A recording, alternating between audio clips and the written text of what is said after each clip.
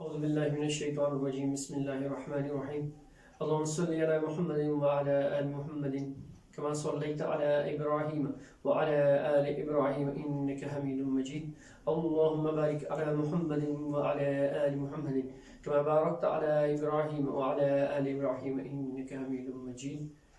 बहुत ही काबिल कदर, बहुत ही काबिल एहतराम नाज़रीन कराम, अस्सलामु अलैकुम व रहमतुल्लाह। जैसे कि हमने पहले वीडियो में आप लोगों को इन्फॉर्म किया था कि हम आपको कुरान से जितने भी वज़ाइफ हैं या जितने भी इलाज है, रूहानी इलाज वगैरह, वो भी साथ साथ हम आपको बताते रहेंगे। तो आज हम शुरू कर रहे हैं अल्हम्दुलिल्लाह अल्लाह के बबरकत नाम से आप लोगों के लिए एक इलाज।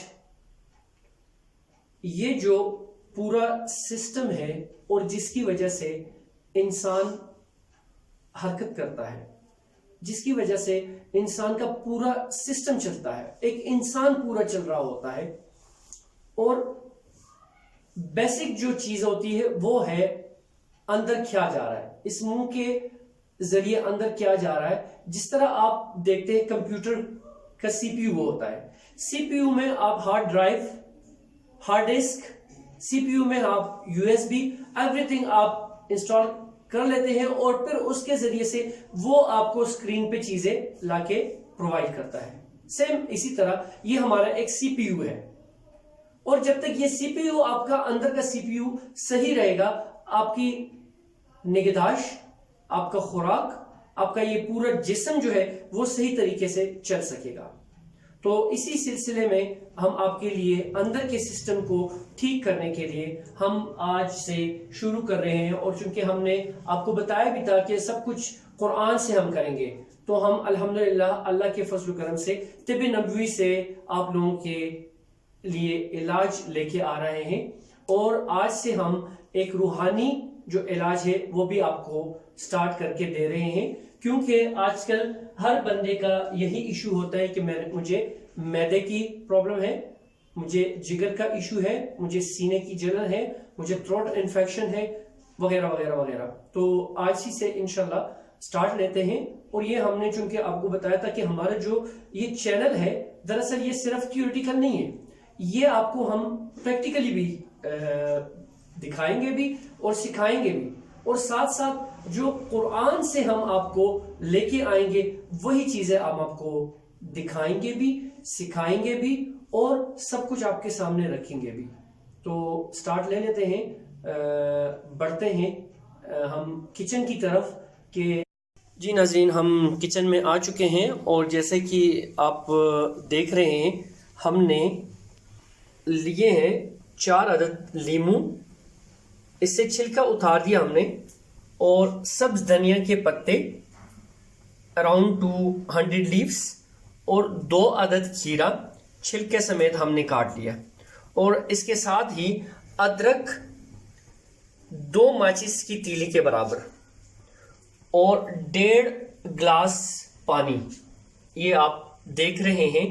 इसको हम इसमें जूसर में डाल देते हैं।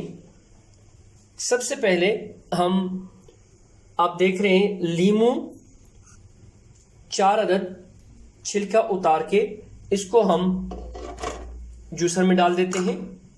इसके बाद अदरक 2 माचिस की तीली के बराबर ये भी डाल देते हैं। और उसके बाद सब्ज धनिया ये भी हम डाल देते हैं।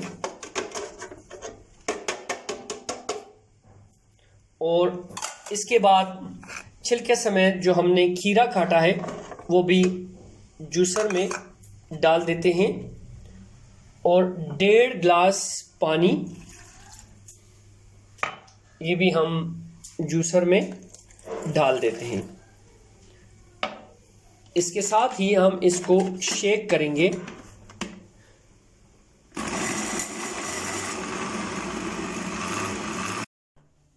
नाज़रीन, जैसा कि आप जानते हैं कि हमारा शेक तैयार हो चुका है और अब आगे बढ़ते हैं।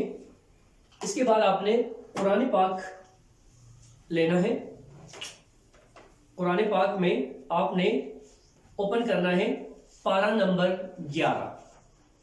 पारा नंबर 11 में सूरह यूनुस में आपने आयत नंबर 57, आयत नंबर 57, या अय्युहन्नासु क़द जाअकुम मौइज़तुम मिर रब्बिकुम व शिफ़ाउन लिमा फ़िस्सुदूरि व हुदन व रहमतुल लिल मुमिनीन।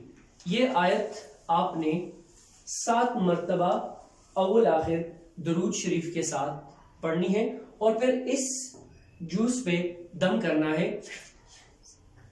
अव्वल आखिर 11 मरतबा दरूद इब्राहिमी और 7 मरतबा सूरह यूनुस की आयत नंबर 57 आपने इस पे दम करनी है।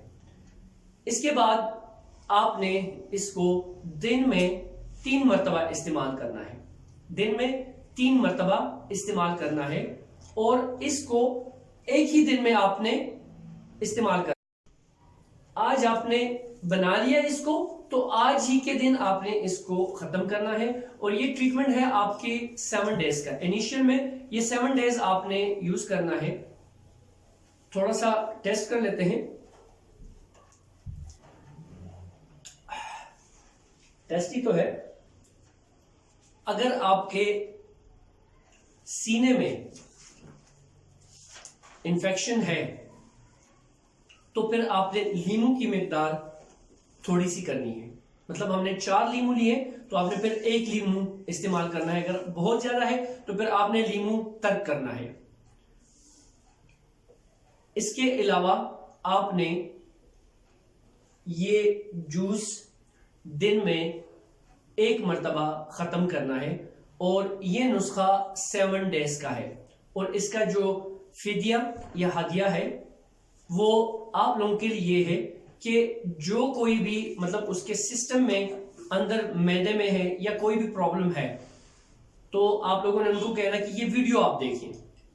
इस वीडियो में उनके लिए इजाजत भी है, आप डायरेक्ट न दीजिएगा क्योंकि हो सकता है कहीं ना कहीं पर आप कोई मिस्टेक कर सके। वमा अलैना इल्लल बलाग। जज़ाकुमुल्लाह।